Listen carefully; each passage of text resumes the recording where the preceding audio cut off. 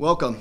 Thank you for coming. My name is Craig Thompson. I'm the Executive Director of the Transportation Development Association of Wisconsin and a member of the Finding Forward Coalition, which we're about to announce here today. The over 30 plus associations that are members of Finding Forward have very diverse constituencies and positions. We have a small cross-section of those associations here today. The one thing that all of these associations agree upon is that for the sake of all of our members and the entire state, Wisconsin needs to break out of the destructive budgetary cycle that we find ourselves in. The members of Finding Forward agree one of the key ways to do this is to adopt constitutional language, much like many of our neighbors in the Midwest already have, and a majority of the states in the country have, which you see over here on the map, to specify that revenues from the transportation user fees be used strictly for transportation purposes. This means our roads, our bridges, our transit systems, our bike and pedestrian paths, rail, air, and our ports.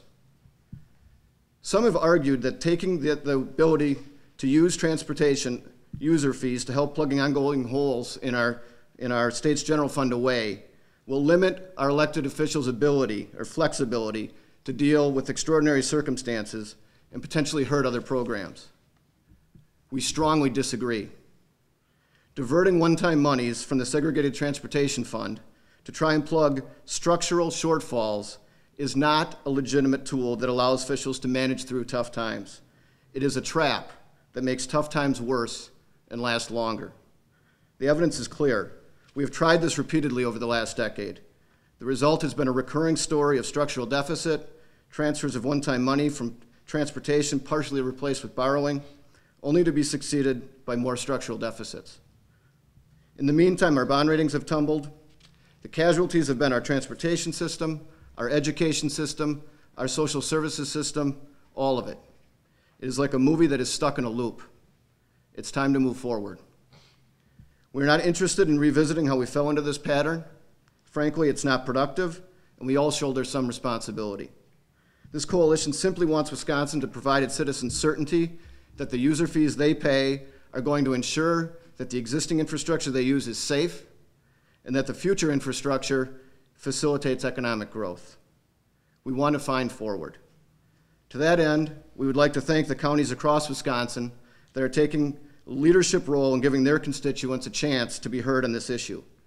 Adams, Grant, Jackson, Lincoln, Marathon, Pepin, St. Croix, Vilas, and Waukesha counties have already formally decided to place an advisory referendum on the November ballot asking whether Wisconsin should constitutionally protect transportation user fees.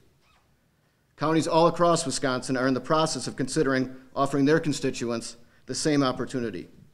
Finding Forward is grateful to county governments across the state for taking this leadership role and stands ready to get the word out and help in any way that we can. Thank you. Those are my comments. I will turn the podium over to Terry McGowan with the operating engineers. Good morning, and thank you, Craig, for allowing me to speak here today on this important topic. As Craig said, my name is Terry McGowan. I am the business manager of the Operating Engineers Local 139. My 9,000 members are the men and women who operate heavy equipment and build the roads throughout the great state of Wisconsin. Since 2003, we have seen a net loss to the Transportation Fund of over $435 million as a result of people in this building shifting money around and taking money from the state's transportation fund to cover day-to-day operations unrelated to transportation needs. On top of transferring this money from what is supposed to be a segregated fund, lawmakers have then borrowed to cover the transportation budget, which has created an unsustainable debt trend in the state budget. This rating of the transportation fund has a direct impact on the ability of the 9,000 men and women of the operating engineers to make a living, pay their bills, and make purchases right here in Wisconsin. Unemployment rates in the construction industry have been directly and adversely affected by these continual raids on the transportation fund, and less construction work is possible due to the depleting funds that we have more and more members forced to abandon good-paying, family-supporting jobs which they have trained for and worked in their entire lives. We have lost second and third generation contractors that employed our members because the state has limited amount of construction work available, not because the work is not needed, but merely because of this funding crisis that has been self-created. If it were not for the American Recovery and Reinvestment Act, this construction year would be one of the worst in history. However, the stimulus was a one-time event, and the money is gone after this summer. The next governor and legislature will be confronted with the daunting task of trying to address the significant transportation infrastructure needs in our state without the crutch of the federal government to rely upon.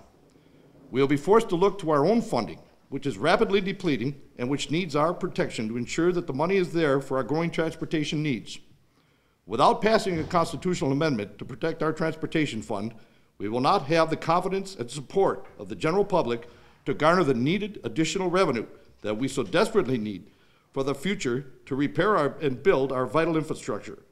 While the public supports spending money on our roadways, it currently has no confidence that the money being allocated to our roads is being spent on our roads.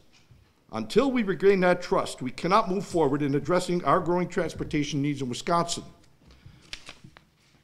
If we reestablish confidence in the user fee concept that served Wisconsin so well in the past years, we can then create jobs both in transportation industry and throughout the businesses that rely on the transportation network. National surveys of manufacturing firms have demonstrated that access to highways is one of the top 2 reasons year after year for why businesses decide to locate in a given area. Right now, the ability to attract and retain businesses is severely hampered by the deteriorating state of our transportation infrastructure. Additional funding for our transportation system in Wisconsin is desperately needed to keep Wisconsin competitive and safe. However, before we can secure this new additional funding, we need to instill confidence in the public once again that the current dollars intended for transportation are spent for transportation. Myself and the 9,000 plus men and women of the operating engineers and the over 800 contractors that we work with stand ready to help you, Wisconsin, to be back on track towards economic success. And we look forward to the day when we can be assured that the transportation revenue will be spent on transportation needs.